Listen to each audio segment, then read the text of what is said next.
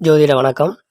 கடகராசிக்கு இந்த ஏப்ரல் மாதம் 2025 எப்படி இருக்குன்னு பார்க்க போகிறோம். கடகராசியை பொறுத்தவரை இந்த ஏப்ரல் மாதம் உங்களோட ராசிக்கு 10ஆம் இடத்துல சூரியன் உச்சமாகிறதுனால உங்களுடைய வேலையில் கண்டிப்பாக மாற்றம் இருக்கும். அதுவும் அரசு பதவியில் இருக்கிறவங்களுக்கு பதவி உயர்வு, பணி மாற்றம் இந்த மாதிரி இருக்கும். அது கொஞ்சம் நல்லதாக தான் இருக்கும். ஆனாலும் பதவி மாற்றம் அந்த மாதிரி சூழ்நிலைகள் கண்டிப்பாக இருக்கும். அரசு வேலை மட்டுமல்லாமல் எந்த ஒரு தொழில் செய்தாலும் தங்களோட வேலையில் ஒரு நல்லதொரு மாற்றம் நிச்சயமாக இருக்கும். குழந்தை பாக்கியம் கிடைக்கும். கடகராசியில் இருக்கிறவங்களுக்கு, குழந்தை இல்லாமல் இருக்கிறவங்களுக்கு, குழந்தை எதிர்பார்த்துட்டு இருக்கிறவங்களுக்கு இந்த ஏப்ரல் மாதம் குழந்தை பாக்கியம் கண்டிப்பாக இருக்கும். கரு உருவாதலுக்கு அதிகமான வாய்ப்பு. ஆண் கடகராசியாக இருந்தால் கண்டிப்பாக தந்தையாகக்கூடிய வாய்ப்பு அதிகமாக இருக்குது.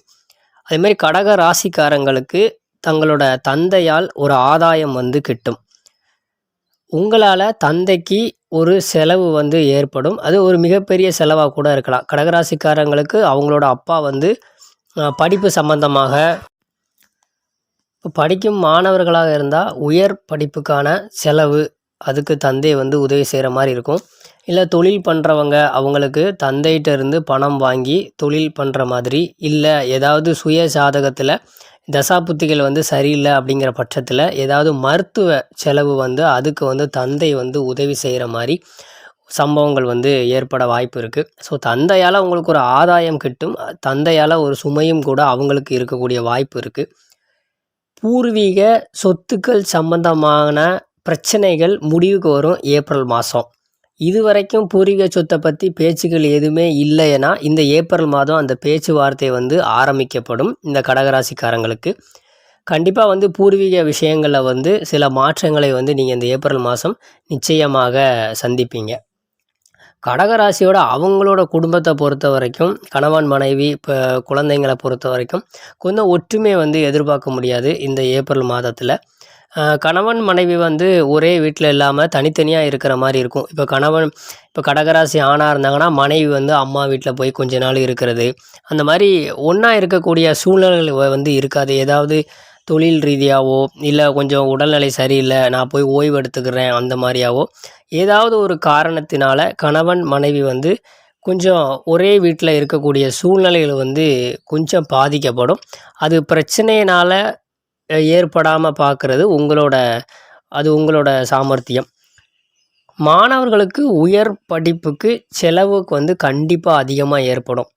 இப்போ உதாரணத்துக்கு கடகராசியில் ஒரு 12ஆம் வகுப்பு படிக்கிறாங்க அப்படின்னா அவங்களுக்கு படிப்புக்கான செலவு அதிகமாகும். ஏன் அதிகமாகும் அப்படின்னா அவங்க ரொம்ப தொலைதூரமாக போய் படிக்கணும்னு எதிர்பார்க்க மாட்டாங்க. தான் இருக்கிற இடத்துலே பக்கத்துலேயே ஏதாவது ஒரு கல்லூரியோ ஏதோ ஒரு இதுக்கு படிக்கிறதுக்கு முயற்சி பண்ண வாய்ப்பு இருக்கும். ஸோ அதனால் என்ன பண்ணும் அப்படின்னா செலவுகள் கண்டிப்பாக அதிகமாகும். ஸோ அதனால் சில கடன் வாங்கக்கூடிய சூழலும் கடகராசிக்காரங்களுக்கு உருவாக வாய்ப்பு அதிகம். கடகராசிக்கு கடன் வசூலாகும். நீங்கள் யாருக்காவது கடன் கொடுத்துருந்தீங்க அப்படின்னா அந்த கடன் உங்களுக்கு வசூலாகக்கூடிய ஒரு மாதமாகவும் இந்த ஏப்ரல் மாதம் இருக்கும். இல்லை இது வரைக்கும் நான் கடனே யாருக்கும் கொடுக்கல அப்படின்னா கடன் கொடுக்கக்கூடிய சூழலும் உருவாகும். அது அவரவர் தனிப்பட்ட சூழ்நிலை, தனிப்பட்ட ஜாதகத்தை பொறுத்தது. பட் உங்களுக்கும் கடன் அப்படிங்கிறதுக்கும் ஒரு சம்பந்தம் நிச்சயமாக ஏற்படும் இந்த ஏப்ரல் மாதம்.